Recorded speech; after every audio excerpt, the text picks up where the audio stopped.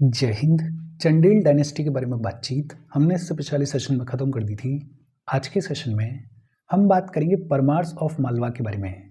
मालवा के परमार्स की कहानी क्या रही, उस सब के बारे में अब हम पढ़ेंगे, बातचीत करेंगे। देखो, शुरू करते हैं। बेसिक इंट्रोडक्शन के तौर पर अगर बात करें तो ये जो परमार्स हैं ये ओरिजिनली माउंट आबू राजस्थान में बेस्ड हुआ करते थे। राजस्थान के माउंट आबू वाले रीजन में बेस्ड हुआ करते थे ये परमार्स।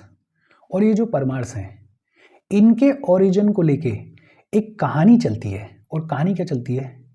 एक ऋषि हुए विश्वामित्र और एक ऋषि हुए वशिष्ठ। ये जो विश्वामित्र हैं ये वशिष्ठ की कामधेनु को, या फिर ये कहें कि ये वशिष्ठ की गाय को चुरा लेंगे। अपनी गाय को रिट्रीव करने के लिए, अपनी गाय को वापस पाने के लिए ये जो वशिष्ठ हैं ये माउंट आबू के ऊपर एक सेक्रीफाइस को परफॉर्म करेंगे। और ये जो सेक्रीफाइजल फायर थी इसमें से एक हीरो इमर्ज हुआ।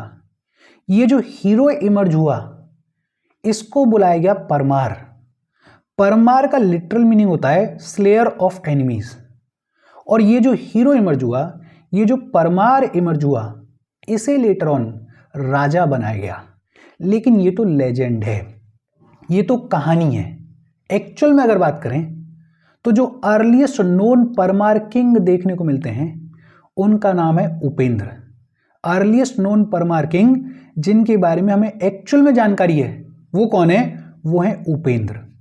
ये जो परमार डायनेस्टी है इसकी कई सारी ब्रांचेस देखने को मिलती हैं। जो मेन ब्रांच देखने को मिलती है वो देखने को मिलती है मालवा में। परमार डायनेस्टी की मेन ब्रांच कहां पे देखने को मिलती है? मालवा में देखने को मिलती है। और ये जो मेन ब्रांच है, ये जो मालवा वाली ब्रांच है, इन्होंने अपनी कैपिटल सिटी किसको बनाया? इन्होंने अपनी कैपिटल सिटी धार को बनाया। मध्य प्रदेश में आज के डेट में जो धर वाला रीजन देखने को मिलता है उसी को धार बुलाया जाता था। तो ये जो मालवा वाली ब्रांच है इसने अपनी कैपिटल सिटी किसको बनाया? धार को बनाया। लगभग 949 सी में एक परमार किंग स्याक सेकंड ने हरसोल्ला कॉपर प्लेट्स को इश्यू किया। ये जो हरसोल्ला कॉपर प्लेट्स हैं ये जानकारी देती हैं कि जो अर्ली परमार्स हुआ करते थे वो बेसिकली राष्ट्रकूट डायनेस्टी के फ्यूडरीज हुआ करते थे। अर्ली परमार्स जो हैं वो राष्ट्रकूट डायनेस्टी के फ्यूडल लॉर्ड्स हुआ करते थे। ये जो अर्ली परमार्स हैं इन्होंने पावर को स्टैब्लिश किया, इन्होंने परमार डायनेस्टी को स्टैब्लिश किया इन द 10th सेंचुरी सी। बेहद सिंपल और इजी सी बात है। एक तो ये जो परमार्स हैं ये ओरिजिनली राजस्थान के माउंट आबू वाले रीजन में बेस्ड हुआ करते थे।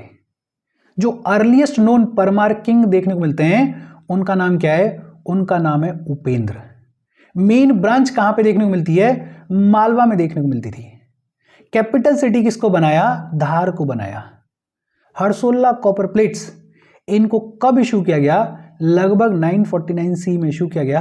किसने इशू किया? परमार किंग स्याक सेकंड ने इशू किया। ये जो हरसोल्ला कॉपर प्लेट्स हैं ये जानकारी देती हैं कि जो अर्ली परमार्स हुआ करते थे वो ओरिजिनली राष्ट्रकूट डायनेस्टी के फ्यूडरीज हुआ करते थे। ये जो अर्ली परमार्स हैं इन्होंने पावर को कब स्टैब्लिश किया? लगभग 10th सेंचुरी सी में स्टैब्लिश किया।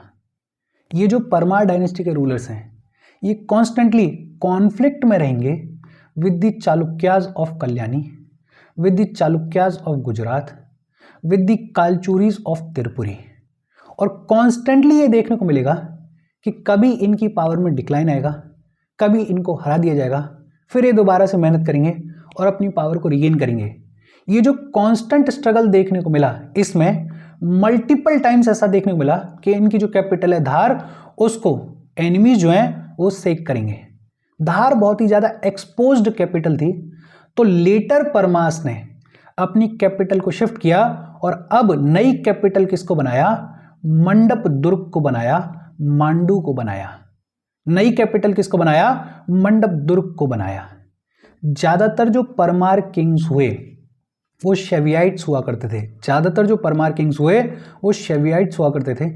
और ये जो परमार किंग्स हैं इन्होंने बहुत सारे शिव टेम्पल्स को बनवाया। लेकिन हाँ, ये जो परमार किंग्स हैं इन्होंने जैन स्कॉलर्स को भी सपोर्ट किया, जैन स्कॉलर्स को भी पैटर्नाइज किया। इजी और सिंपल सी बातचीत है। देखो मोटे मोटे तौर पे याद रखो, एक तो ये जो परमार्स हैं ये ओरिजिनली कहाँ पे बेस्ड हुआ करते थे, माउंट आबू में बेस्ड हुआ करते थे। अर्लीस्ट नोन परमार किंग कौन देखने को मिलते हैं, उपेंद्र देखने को मिलते हैं। मेन ब्रांच कहाँ पे देखने को मिलती थी, मालवा में देखने को मिलती थी। कैपिटल सिटी क्या हुआ करती थी, धार कैपिटल सिटी हुआ करती थी। एक कॉपर प्लेट्स हैं जो कि बेहद इंपॉर्टेंट है, उन कॉपर प्लेट्स का नाम क्या है, हर्षोल्ला कॉपर प्लेट्स। ये जो हर्षोल्ला कॉपर प्लेट्स हैं इनको किसने इश्यू किया, परमार किंग सियाक सेकंड ने इश्यू किया। ये जो हर्षोल्ला कॉपर प्लेट्स हैं ये जानकारी देती हैं कि अर्ली परमार्स जो हैं वो फिड्यूटरीज हुआ करते थे राष्ट्रकूट डायनेस्टी के। ये जो अर्ली परमार्स हैं ये कांस्टेंट स्ट्रगल में रहेंगे अपने नेबरिंग किंगडम्स के साथ में। मल्टीपल टाइम्स इनकी कैपिटल को शेक किया जाएगा और इसी वजह से लेटर परमार जो हैं वो अपनी कैपिटल को शिफ्ट करेंगे और कैपिटल बनाएंगे मंडप दुर्ग को।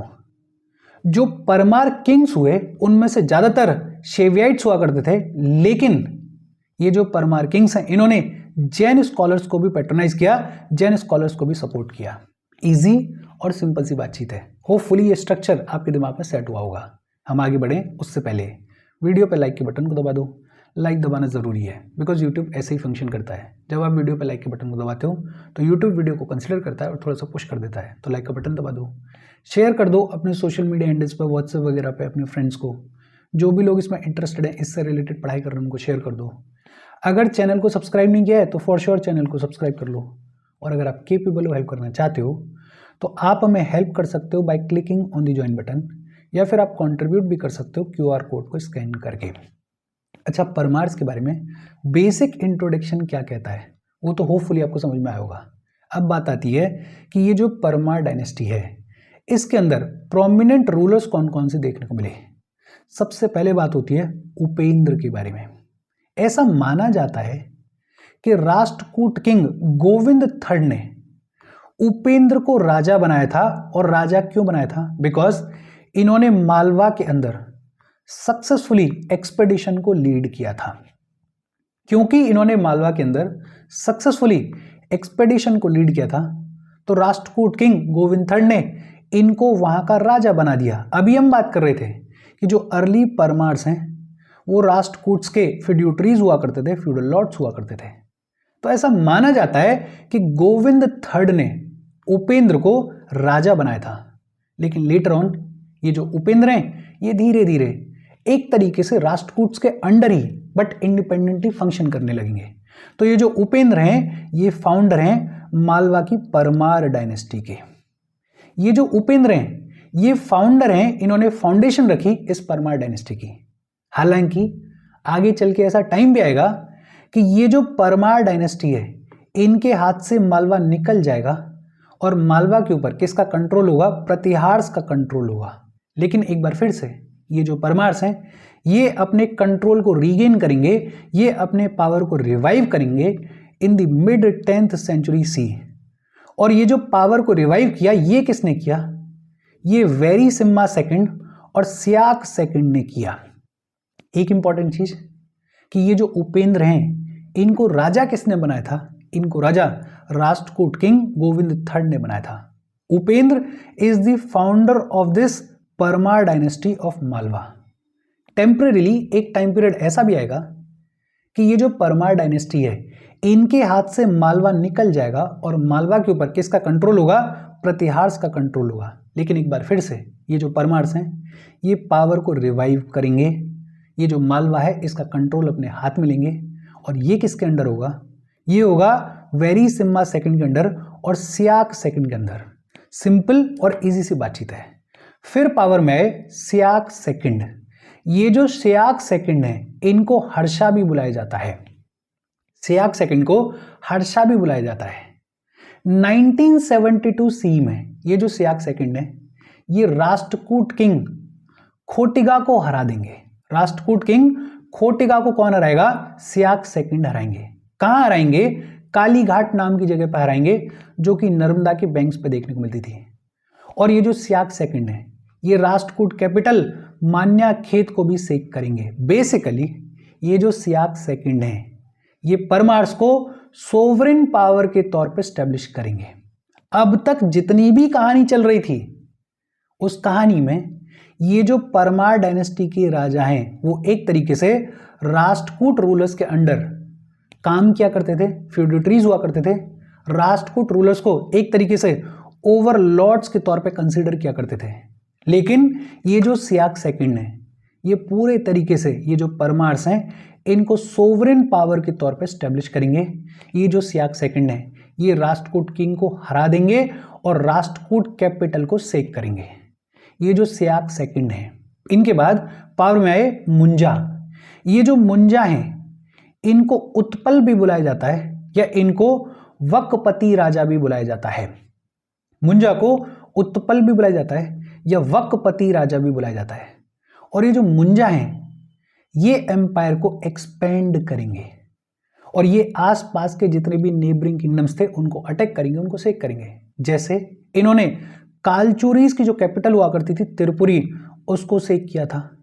इन्होंने कई सारे एक्सपेडिशंस जो हैं वो राजपूताना में लीड किए थे। ये जो वेस्टर्न राजस्थान वाला रीजन है उस राजपूताना में इन्होंने कई सारे एक्सपेडिशंस को लीड किया था। ये जो मुंजा हैं इन्होंने हुण लोगों को हराया था। ये जो मुंजा हैं ये गोहिल्स की कैपिटल को भी सेक करेंगे। ये जो मुंजा हैं ये चाहमन्स की टेरिटरीज को भी कैप्चर करेंगे। ये जो मुंजा हैं ये लता के जो चालुक्यास थे उनको भी इन्वेड करेंगे। मतलब एक लंबे चौड़े एम्पायर को स्टैब्लिश करेंगे मुंजा या फिर उत्पल या फिर वाकपति राजा। लेकिन ये जो मुंजा हैं इनको हराएगा कौन? इनको हराएंगे western Chalukyan ruler Tailapa second. Tailapa second जो है वो इनको हरा देंगे और इस बैटल के बाद बहुत सारी सदर्न टेरिटरीज परमार डायनेस्टी की किसके हाथ में चली जाएंगी? चालुक्यास के हाथ में चली जाएंगी। ये जो मुंजा हैं इन्होंने टाइटल लिया था अमोघ वर्ष का। अमोघ वर्ष का टाइटल इन्होंने लिया था। पृथ्वी वल्लभ का टाइटल इन्होंने लिया था। श्री वल्लभ का टाइटल इन्होंने लिया था। अमोघ वर्ष, पृथ्वी वल्लभ और श्री वल्लभ ये टाइटल किसने लिए थे? मुंजा ने लिए थे। देखो बड़ा सिंपल, सियाक सेकंड, सियाक सेकंड को हर्षा भी बुलाया जाता है।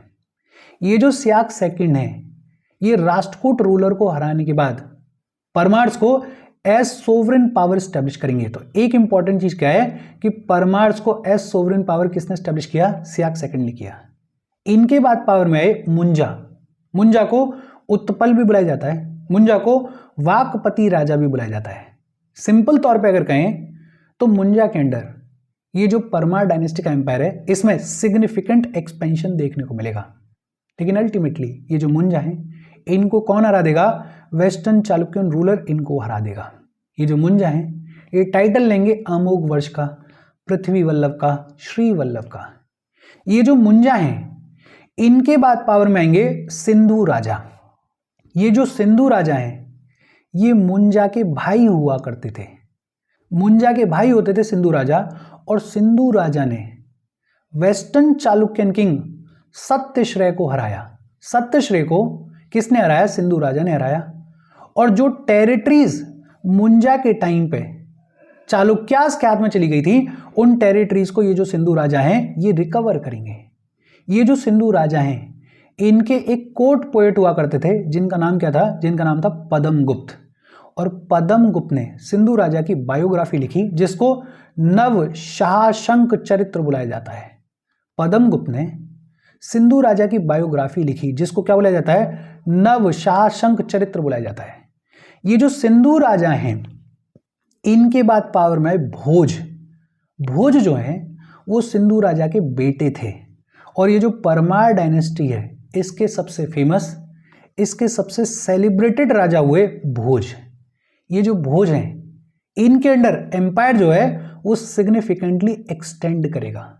भोज के अंडर एम्पायर जो है वो चित्तौड़ से लेके अपर कोंकण वाले रीजन तक देखने को मिलता था और वेस्ट में साबरमती रिवर से लेके विदिशा एमपी तक देखने को मिलता था। मतलब एक लंबा चौड़ा एम्पायर जो है वो भोज ने स्टैब्लिश किया था। लगभग 1080 सी में ये जो भोज हैं ये लता के चालुक्यास को हराएंगे। प्रेजेंट डे गुजरात वाले रीजन में लगभग 1080 सी में ये जो भोज हैं ये लता के चालुक्यास को हराएंगे और आगे चलते हुए ये जो भोज हैं ये राजेंद्र चोला और गंगई देव जो कि कालचुरी किंग हुआ करते थे उनके साथ में एक अलायंस बनाएंगे। और अलायंस किसके अगेंस्ट में बनाएंगे? अलायंस बनाएंगे कल्याणी के चालुक्य किंग जयसिम्हा सेकंड के अगेंस्ट में। लेकिन आगे चलते हुए लगभग 1042 सी में ये जो जयसिम्हा सेकंड है इनके बेटे और इनके सक्सेसर सोमेश्वर वन जो हैं वो मालवा को इन्वेड करेंगे और कैपिटल सिटी धार को पूरे तरीके से सेक करेंगे। लेकिन ऐसा कहा जाता है कि कुछ टाइम के बाद ये जो भोज हैं इन्होंने एक बार फिर से मालवा के ऊपर अपना कंट्रोल वापस से स्टैब्लिश किया। ये जो भोज हैं इन्होंने टाइटल लिया परमेश्वर परम भत्रक का। परमेश्वर परम भत्रक या फिर परम देव का टाइटल लिया भोज ने। और एक कहानी चलती है इनसे रिलेटेड। कहानी क्या कहती है? ऐसा माना जाता है कि महमूद ऑफ गजनी ने अपना रास्ता बदला था, अपना रूट बदला था भोज के अगेंस्ट में कन्फ्रंटेशन को अवॉइड करने के लिए। महमूद ऑफ गजनी का मानना था कि भोज जो है वो बेहद पावरफुल रूलर हैं और इसीलिए महमूद ऑफ गजनी ने अपना रूट बदला था। एक इंपॉर्टेंट चीज, भोज ने टाइटल कौन सा लिया? परमेश्वर परम भत्रक का। ऐसा भी माना जाता है कि भोज ने हिंदू शाही डायनेस्टी के रूलर आनंद पाल के लिए अपने ट्रूप्स को भेजा था, मदद भेजी थी अगेंस्ट द गजनविट्स।